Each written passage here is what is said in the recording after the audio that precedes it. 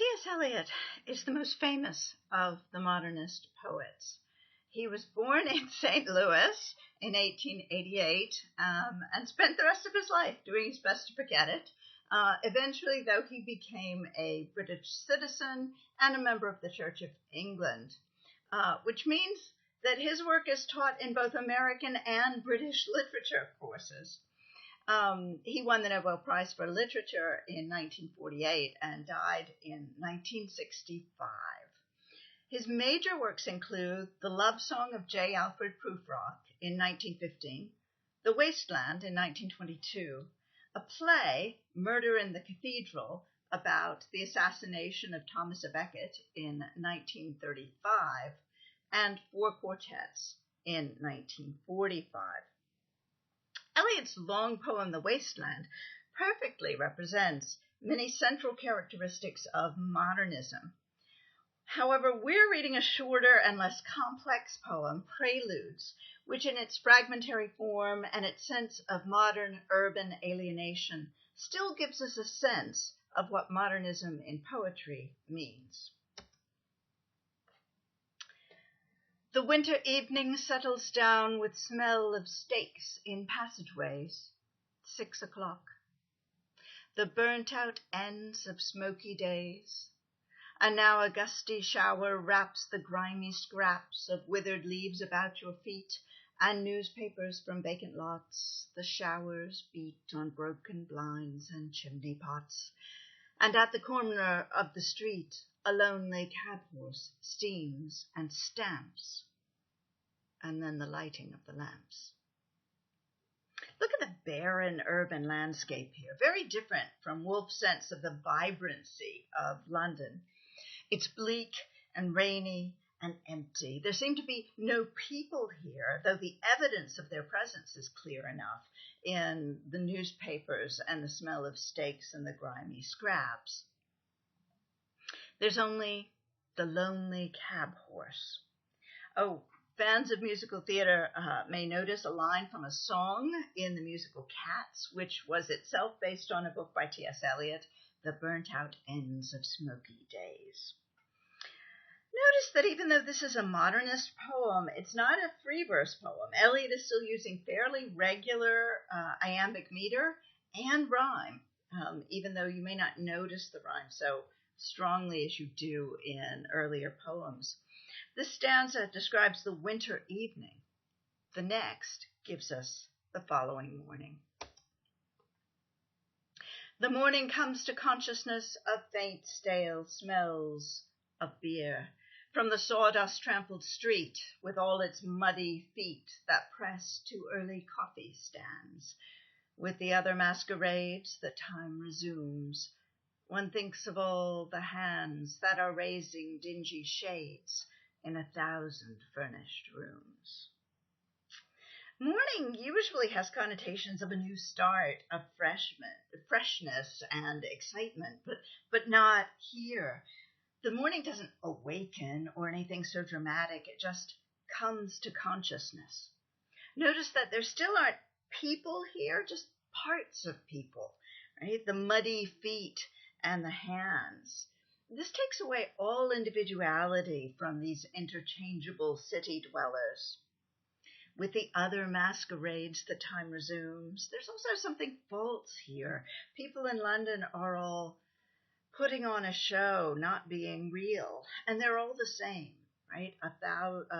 All the hands raising dingy shades in 1,000 apartments, 1,000 furnished rooms. Now you becomes a character in London, a particular person waking up. You tossed a blanket from the bed. You lay upon your back and waited. You dozed and watched the night revealing the 1,000 sordid images of which your soul was constituted. They flickered against the ceiling. And when all the world came back, and the light crept up between the shutters, and you heard the sparrows in the gutters, you had such a vision of the street as the street hardly understands, sitting along the bed's edge, where you curl the papers from your hair or clasped the yellow soles of feet in the palms of both soiled hands.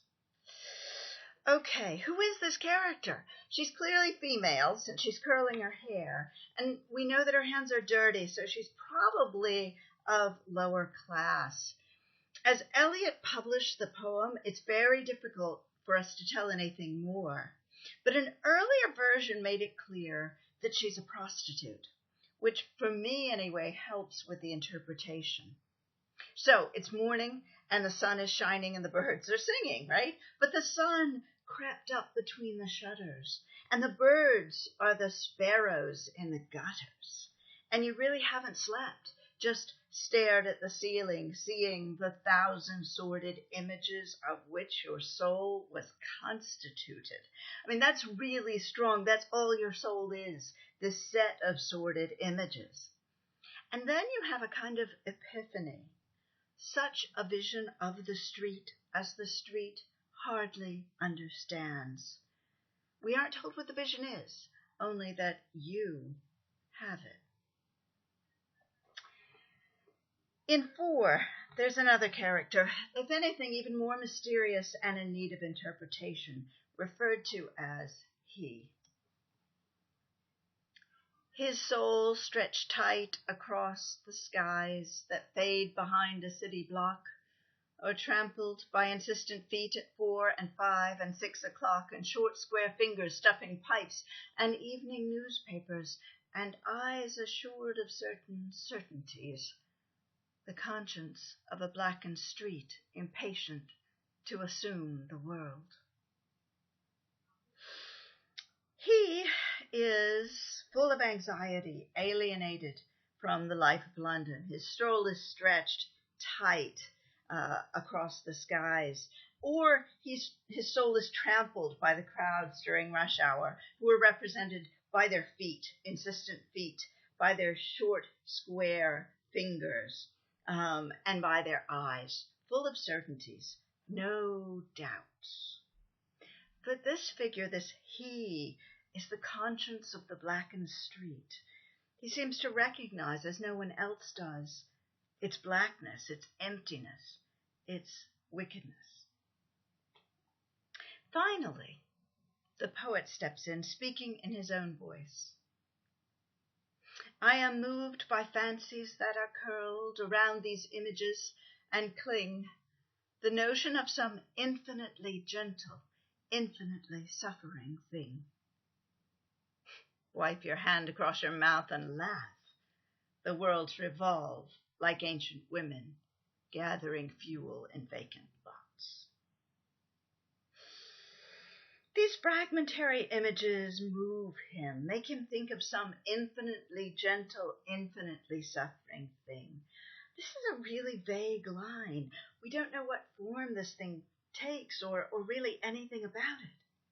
Some people, noticing that repetition of infinitely, have seen it as a kind of Christ figure, infinitely gentle, infinitely suffering. And indeed, in years to come, Eliot would convert to Anglican Christianity and find some answers and some new questions in his faith. So the longing for a Christ figure might make some sense here. But note that it's immediately dismissed. Wipe your hands across your mouth and laugh. The worlds revolve like ancient women gathering fuel in vacant lots. That final image gives us a sense of emptiness, meaninglessness, futility, a thoroughly secular and modernist ending. The other poem we're going to read is from later in Eliot's career, The Journey of the Magi. It was written shortly after Eliot's conversion to Anglican Christianity. It's a dramatic monologue in which the speaker is one of the wise men, the Magi, who visited Jesus as a baby. He's remembering the journey and the revelation that he experienced in his old age.